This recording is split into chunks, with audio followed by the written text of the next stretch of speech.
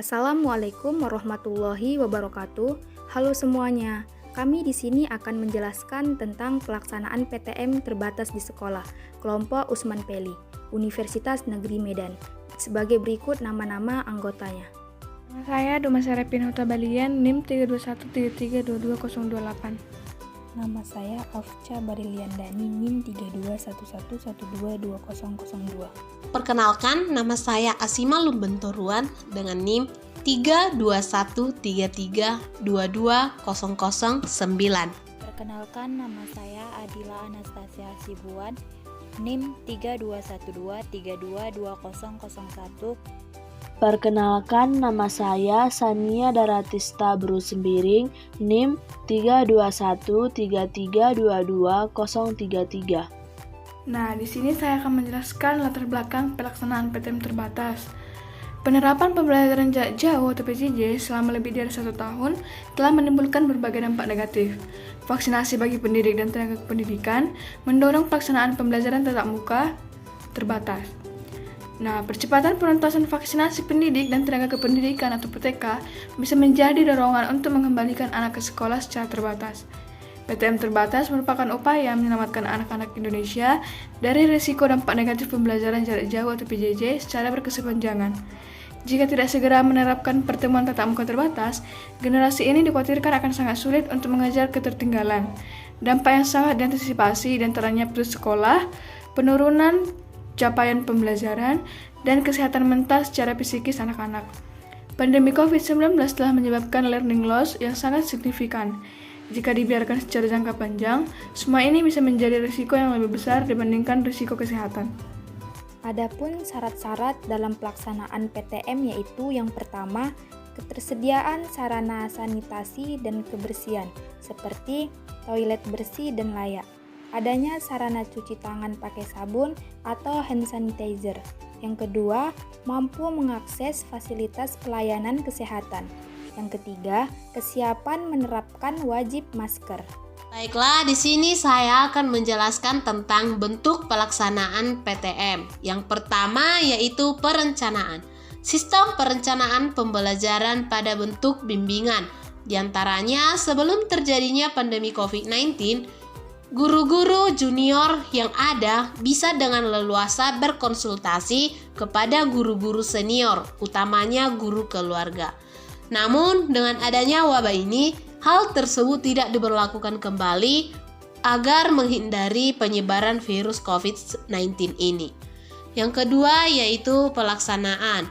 Sistem pembelajaran langsung hanya saja mengurangi waktu pembelajaran yang ada, tanpa mengurangi sistem pembelajaran yang telah ada dan menyesuaikan alokasi waktu pembelajaran. Untuk itu, dengan pembelajaran durasi 25 menit dengan bobot mata pelajaran sebanyak 40%, maka 60% guru melanjutkan pembelajaran di luar kelas. Yang ketiga yaitu evaluasi. Walaupun tengah berada dalam masa pandemi COVID-19, semua sistem dan komponen dalam pembelajaran tidak boleh ada yang tertinggal, termasuk evaluasi dalam pembelajaran. Karena dengan evaluasi pembelajaran, guru dapat mengetahui efisiensi pembelajaran dan efektivitas strategi pembelajaran. Masalah-masalah dalam pelaksanaan PTM. Pendidik hanya dapat menuntut tumbuh atau hidupnya kekuatan kodrat yang ada pada anak agar dapat memperbaiki lakunya, bukan dasarnya. Hidup dan tumbuhnya kekuatan kodrat anak. Dalam pembelajaran jarak jauh melalui daring, luring, atau blended learning, pendidik tidak secara maksimal menuntut atau membimbing siswa dalam pembelajaran.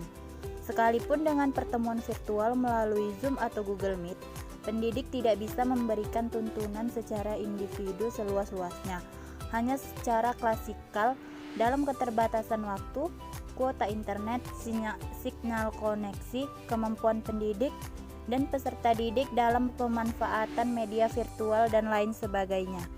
Adapun tanggapan orang tua, murid, dan guru terhadap PTM yaitu Banyak dari mereka senang dan bahagia dengan kebijakan PTM terbatas. Lalu juga sedikit yang merasakan tidak senang maupun biasa saja. Hal ini dikarenakan terlalu terbatas seperti waktu pelajaran yang singkat dan juga tidak ada jam istirahat. Waktu untuk mencatat pun sedikit karena penjelasan dari guru terburu-buru. Karena terkejar oleh waktu, kegiatan hanya di kelas, kapasitas teman yang berada di kelas dipangkas 50%. Para orang tua setuju dengan PTM terbatas, yaitu agar pembelajaran lebih efektif dan lebih maksimal.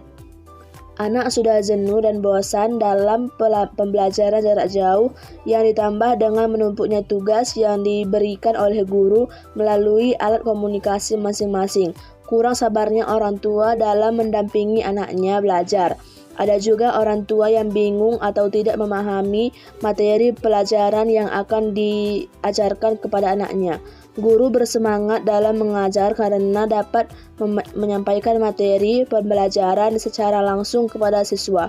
Diakui pembelajaran daring yang selama ini ada sedikit kendala. Di antaranya kuota internet dan kejenuhan yang dialami siswa. Semoga PTM ini terus berjalan lancar dan pandemi COVID cepat berakhir sehingga semua siswa dapat masuk 100%. Sekian dari penjelasan kami, kurang lebih kami mohon maaf. Thank you.